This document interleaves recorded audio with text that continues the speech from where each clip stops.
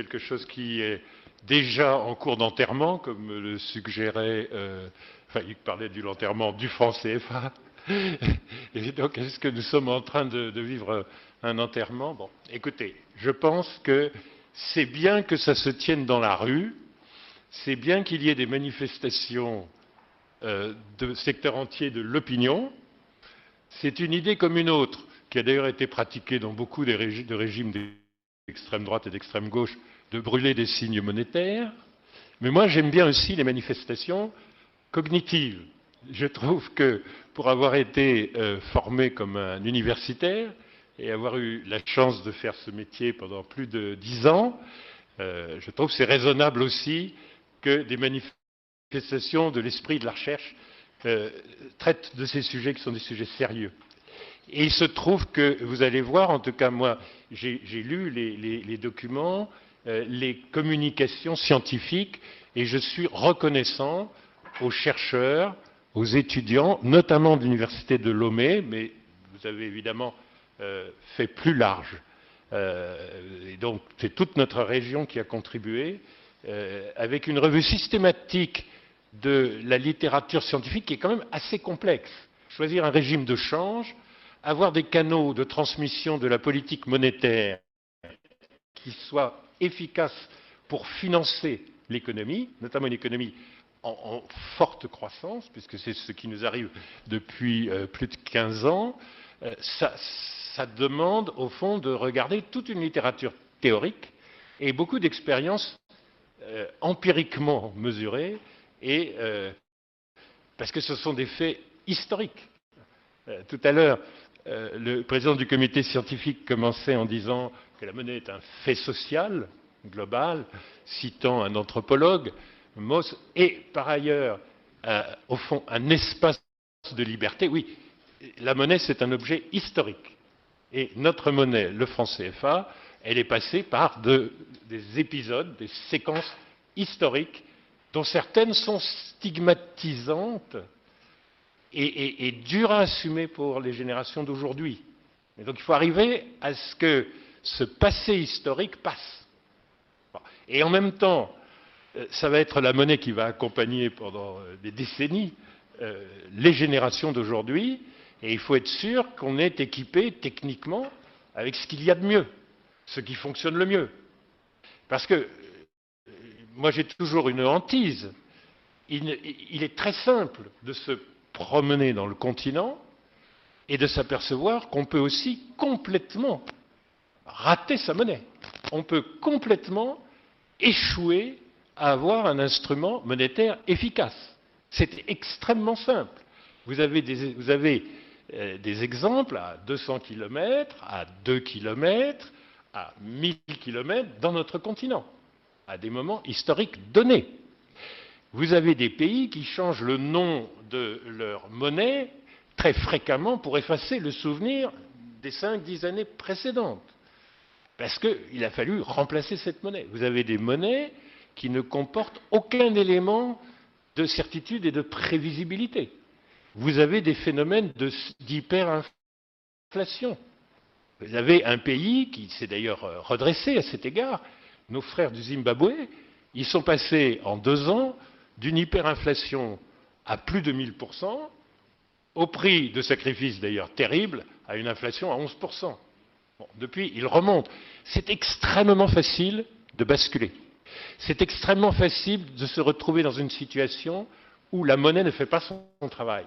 C'est extrêmement facile d'avoir une situation de change multiple, où on ne peut pas vous dire les francs CFA, si vous allez les échanger à 100 mètres, à 500 mètres, si vous attendez qu'il y ait beaucoup de bateaux au port et beaucoup de gens qui viennent changer l'argent, ou au contraire une rareté, etc., qui ne peuvent pas vous dire ce que vaut la monnaie exprimée en biens que vous avez en main, où tous les opérateurs savent très bien que la monnaie ne va pas faire son travail de garder la valeur de votre épargne. Et à ce moment-là, c'est très facile à mesurer. Regardez, c'est très proche de nous. À ce moment-là, vous n'avez que les actifs réels pour protéger la valeur de votre épargne. Et regardez les villes africaines proches de nous où, la monnaie étant fondante, les actifs réels sont les seuls refuges de valeur. Et regardez le prix des fonciers, le prix de l'immobilier, regardez le prix des bœufs et des chamelles en zone sahélienne. Il faut des actifs réels parce que la monnaie ne fait pas son travail de vous préserver du patrimoine. Donc c'est très facile. Donc moi ce que je pense, c'est qu'il faut à la fois purger le passé qui ne passe pas et qui est lié à toute une série de symboles, et qu'il faut préparer des instruments, et ça demande débat, et moi je n'ai rien contre la colère des gens.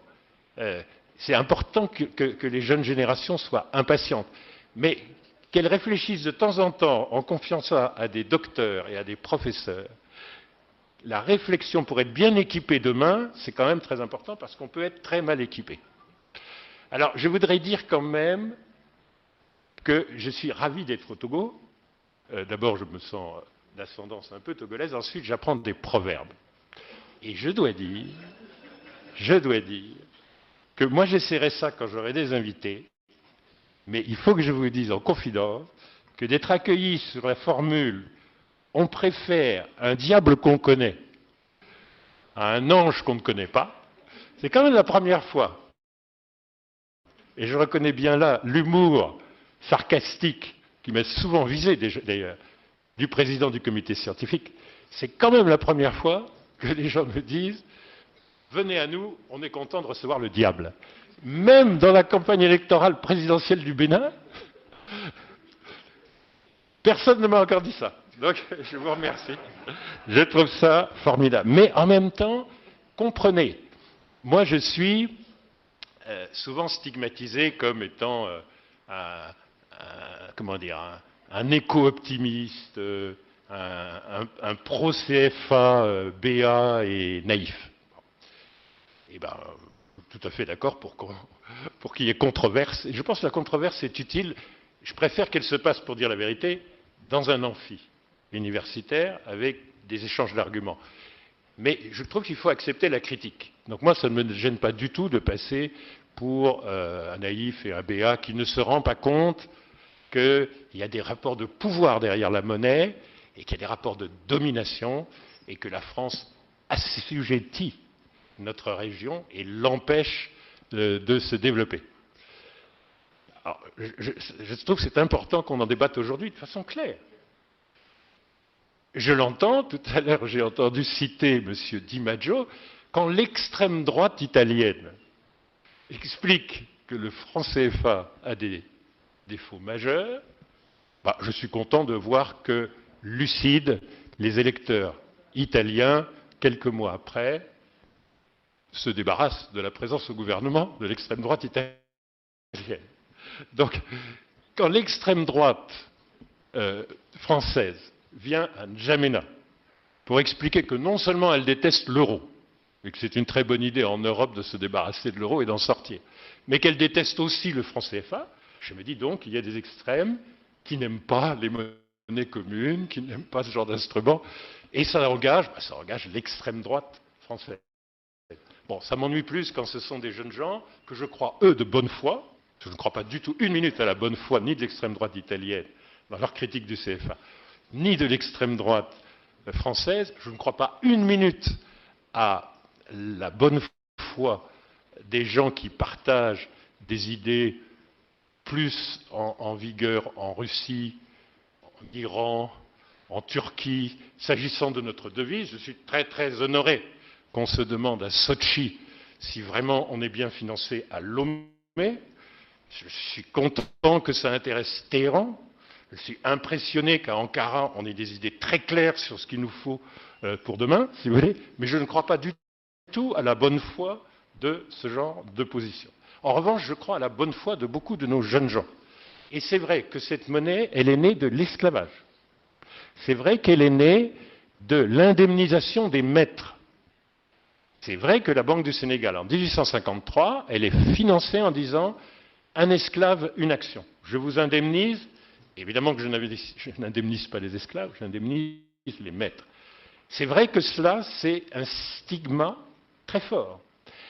Et c'est vrai que ensuite, la permanence dans la gouvernance d'influence, d'ailleurs assez conservatrice, du Trésor français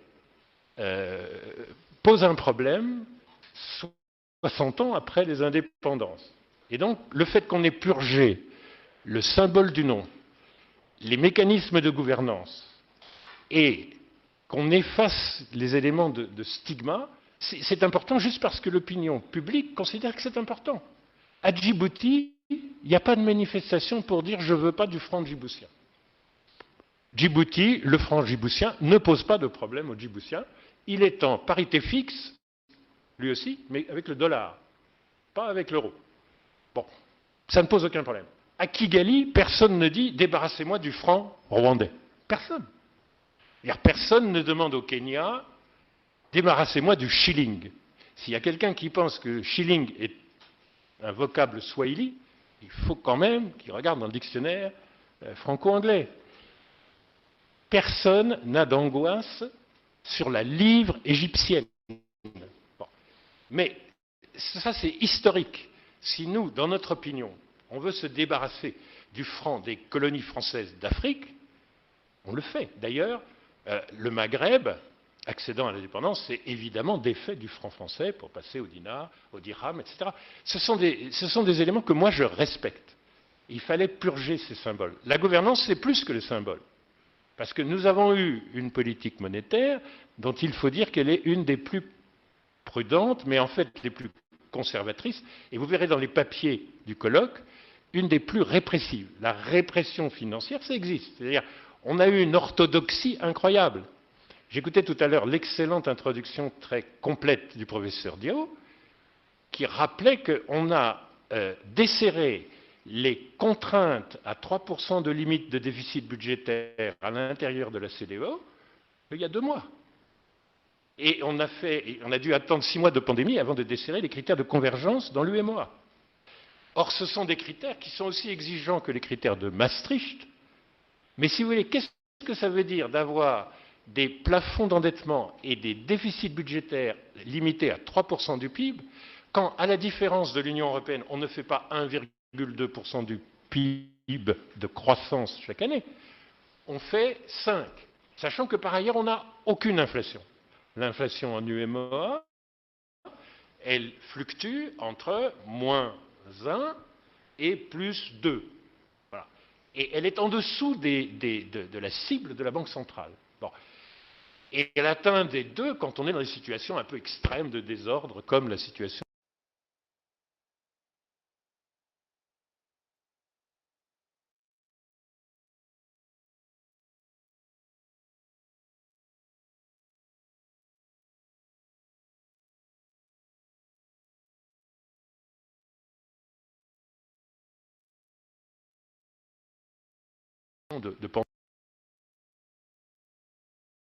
aux mêmes critères.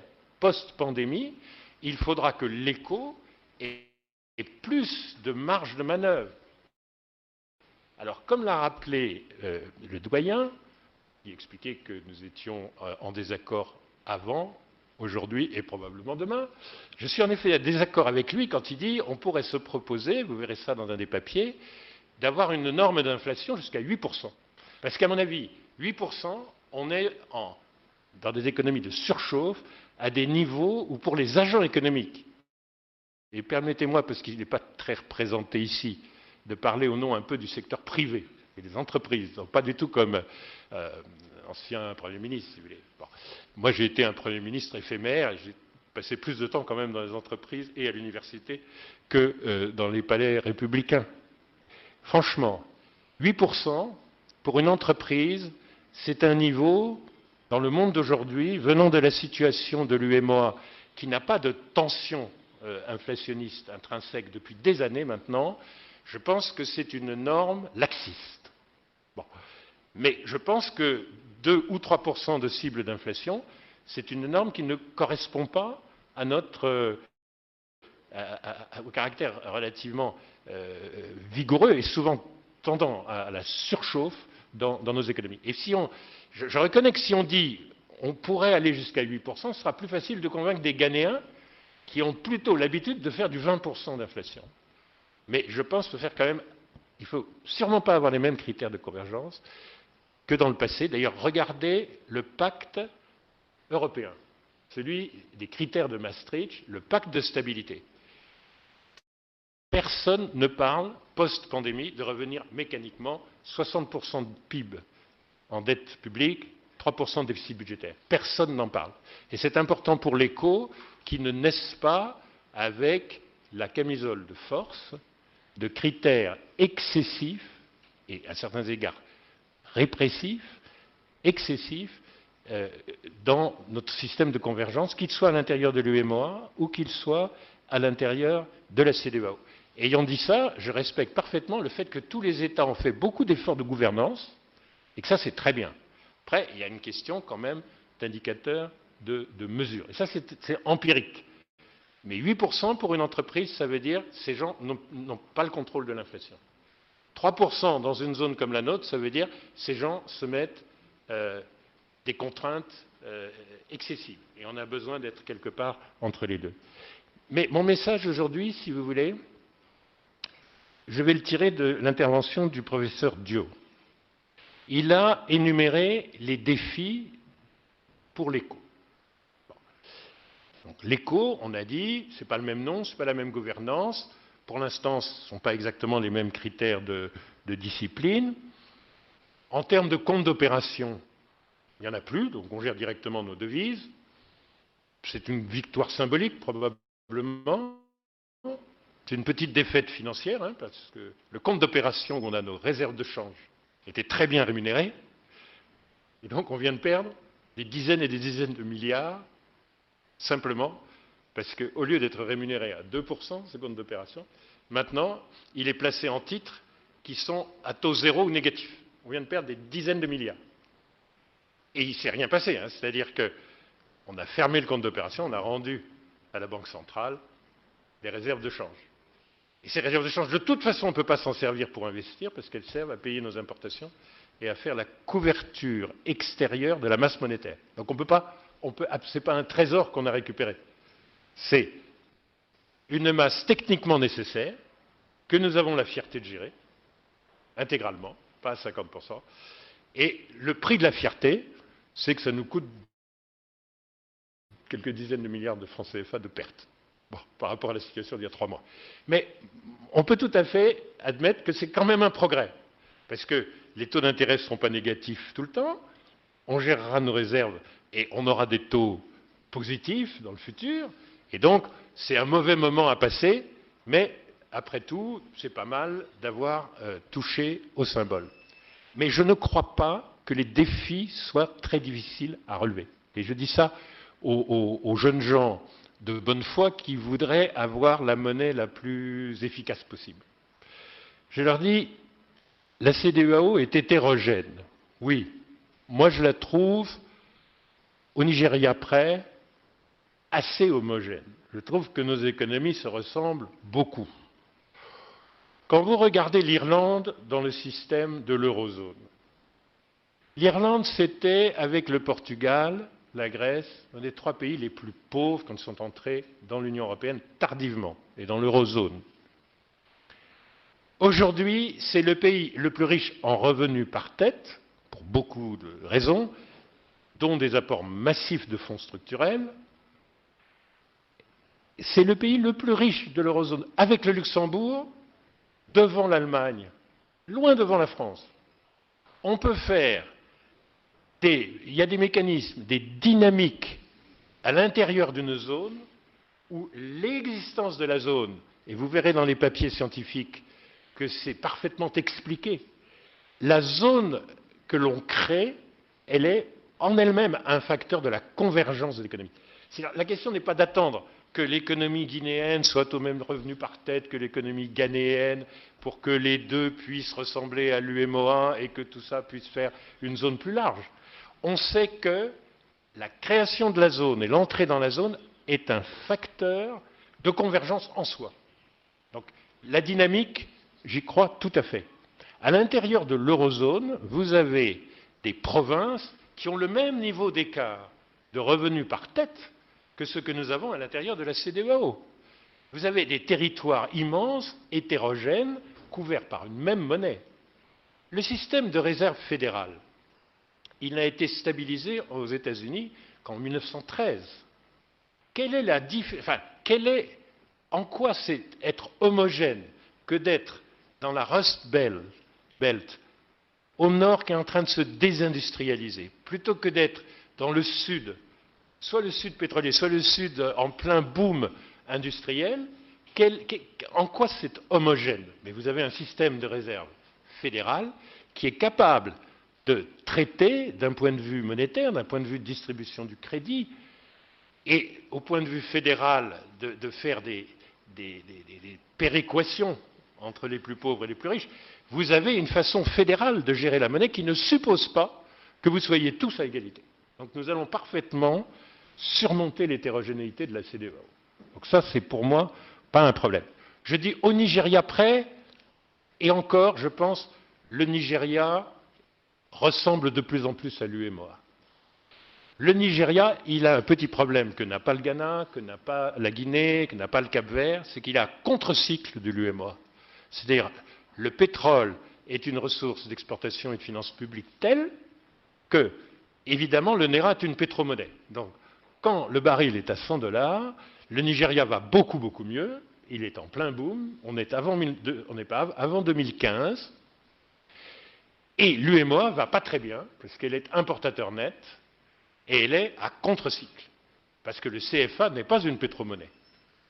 En revanche, aujourd'hui, l'UEMOA est bien en avance sur le Nigeria en termes de tous les indicateurs économiques, pour une raison très simple, c'est que le baril est faible. Sur une année, il est tombé à 26, remonté à 70, mais enfin, grosso modo, il a un poids moyen qui est pas très loin du prix de revient nigérian, donc c'est un vrai facteur de déséquilibre. Donc, mais ce qui est frappant, c'est qu'est-ce qui progresse dans l'économie nigériane? Le tertiaire, très vigoureusement, et l'agriculture. Il y a eu une révolution agricole, et maintenant il y a une révolution de l'industrialisation des produits agricoles, c'est-à-dire les filières aval. On va tout droit, aujourd'hui, les hydrocarbures, c'est 15% du PIB du Nigeria. On va tout droit à une normalisation par rapport au sujet des hydrocarbures. Le problème, c'est que c'est encore, faute d'industrialisation manufacturière assez avancée, c'est vrai que c'est encore 80% des recettes d'exportation. Mais ça n'est plus que 15% du PIB.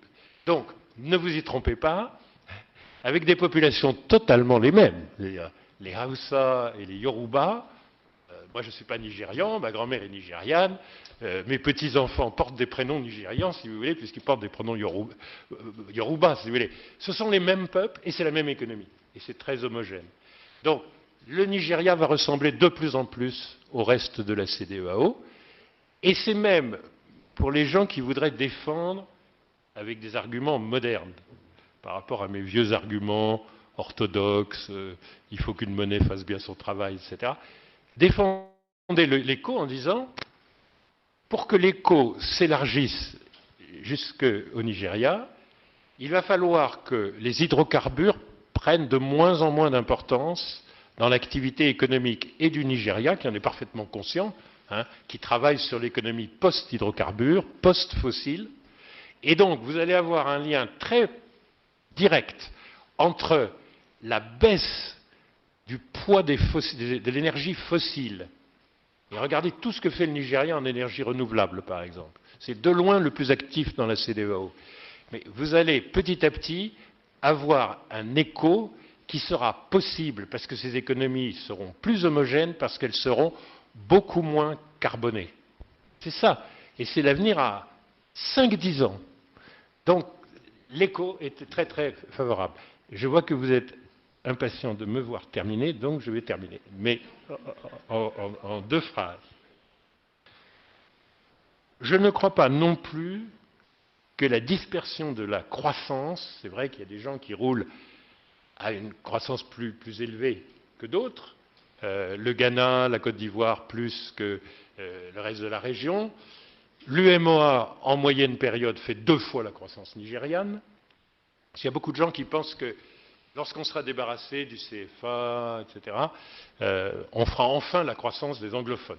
Bon, alors soyons très clairs, hein, la croissance la plus élevée d'Afrique, elle est dans 2 zones qui se ressemblent d'ailleurs, le CA, Kenya, Ouganda, Tanzanie, et dans l'UMOA. C'est ça les 2 zones, c'est ça les 2 locomotives. Et évidemment, le CA est un tout petit peu plus touché par des sujets comme le tourisme, etc. Et donc, à aujourd'hui, la locomotive de la croissance en Afrique, c'est l'UMOA. Bon. Parce que tout le monde vous explique, dès qu'on aura une monnaie fondante qui ressemble au NERA ou au CEDI, vous verrez qu'on aura un booster de croissance. Vous verrez dans les papiers scientifiques, est-ce qu'il faut une monnaie sous-évaluée ou surévaluée? On fait plus de croissance si on a une monnaie sous-évaluée, vous verrez. C'est tout un débat, mais enfin, en tout cas, la réalité empirique, c'est que, oui, il y a un différentiel de croissance, c'est-à-dire que l'UMOA est très en avance sur le Nigeria, mais qu'à l'intérieur de la ZMAO, vous avez un Ghana qui a des performances à l'ivoirienne. Ça n'a rien à voir avec le change, ça a à voir dans la confiance que les investisseurs du monde entier donne au Ghana.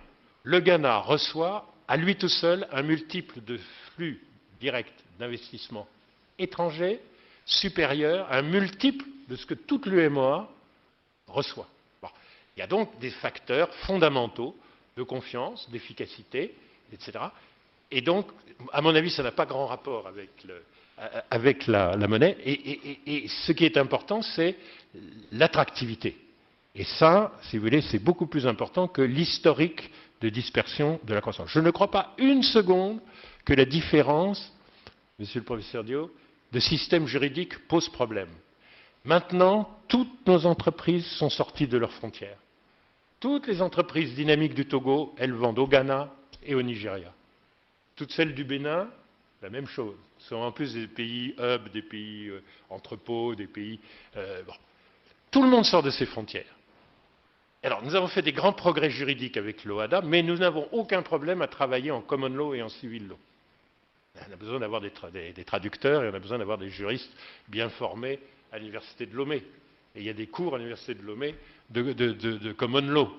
Donc, les systèmes juridiques, toutes les entreprises, prenez n'importe quelle multinationale, mais nos multinationales peuvent être multinationales ivoiriennes. Tout à l'heure, je parlais avec le président de Attijari au Togo. Nos multinationales sont africaines. Enfin, prenez tous les Nestlé, les Procter, les de ce monde. Vous croyez un instant que ça les arrête d'avoir des frontières juridiques, des frontières linguistiques? Alors, si vous pensez que c'est grave, prenez une carte de l'Union européenne. Comptez le nombre de langues de travail à l'intérieur de l'eurozone. Regardez les différences de droit entre le droit romain d'origine et les droits anglo-saxons, le droit gaélique, etc. Mais, écoutez, c'est beaucoup plus simple dans notre région. Donc nous avons la dispersion juridique, la dispersion de croissance, les différentiels d'inflation les plus simples. Et alors, dernier argument, souvent les gens disent mais la monnaie, c'est le pouvoir. Vous comprenez? C'est la puissance, c'est le leadership. Est-ce que la domination de l'économie allemande a empêché la création de l'eurozone? Oui, c'est un moment, quelqu'un, une puissance qui a un avantage monétaire, dit je sacrifierai le Deutschmark, mais c'est dans mon intérêt d'avoir une zone beaucoup plus large, avec tous les bénéfices de concurrence, d'économie d'échelle, de libre circulation, d'innovation, etc., qui sont les bénéfices habituels d'avoir la zone la plus large. Ben dans ce cas-là, regardez l'Allemagne, il n'y a aucune raison, il n'y a rien de rationnel à ce qu'il y ait une lutte pour le leadership dérisoire de rester le premier dans un groupe de nains, alors qu'on peut créer une économie collective géante. Ça n'a aucun sens. Deuxième chose, franchement, gérer ça de façon fédérale, où va-t-on mettre la Banque centrale? Voilà que les magnifiques bureaux de Dakar vont être désertés. Voilà que jamais le Nigeria n'acceptera que la Banque centrale ne soit pas à Abuja. C'est dérisoire comme problème. Regardez l'eurosystème. Est-ce que quelqu'un a quitté le somptueux hôtel de Lavrière où siège la Banque de France depuis sa création par Napoléon? Mais bien sûr que non. Vous avez ajouté une banque centrale à Francfort pour l'ensemble de l'Union européenne. Est-ce que ça a réduit l'influence et obligé à déménager la Bundesbank? Non. Donc si vous voulez, toutes ces idées qui dans notre génération existent encore, nous avons énormément d'obstacles à faire la monnaie nouvelle, nous n'en avons que très très très peu. Prenez la psychologie des chefs d'entreprise de notre région et vous verrez, tous ces sujets se règlent et se gèrent, et d'ailleurs, ils se sont gérés partout ailleurs dans le monde où on a créé ce genre de monnaie. Voilà l'espèce de message assez optimiste sur pourquoi on va se créer une monnaie bien équipée, sans grande difficulté. Il suffit d'y croire, il suffit de convaincre nos étudiants dans la salle, parce que ça va reposer sur leurs efforts. Merci. Merci beaucoup, M. Zinsou. Je retiens 3 mots de votre intervention. C'est d'abord le voyage dans le temps, puisque vous nous avez invités à repartir aux sources même du franc CFA et de tous les stigmates que cette monnaie peut aujourd'hui comporter par rapport à sa création et à la période que nous vivons actuellement. Prudence ensuite par rapport à tout l'optimisme que génère le passage du franc CFA à l'éco. Et puis l'optimisme quand même, puisque malgré tout, il y a de bonnes raisons de croire que cette monnaie arrive dans un contexte avec des acteurs et surtout une organisation régionale qui sont compétitifs. Donc je vous remercie, M. Zinsou, pour cette intervention. Je voudrais déjà réparer une première heure. Maître Akakpo, je vous invite à venir avec moi pour la suite de l'animation. Et je rappelle également que j'ai oublié d'introduire tout à l'heure Wilfried Dorego, qui sera avec nous également en visioconférence. Et je salue tout de suite Ousmane Sonko, qui doit probablement être en attente d'intervention. Bonjour Ousmane.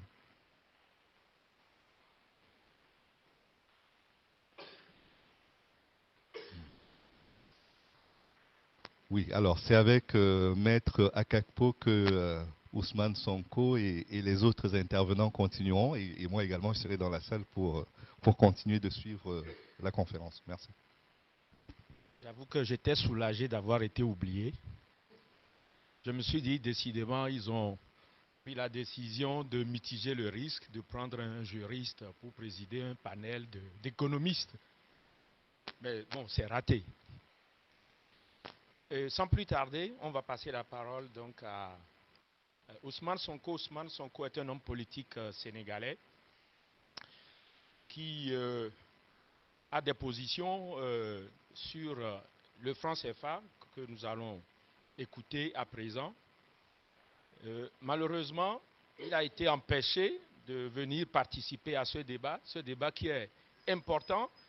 Ce débat est à faire nécessairement dans un amphithéâtre d'économistes.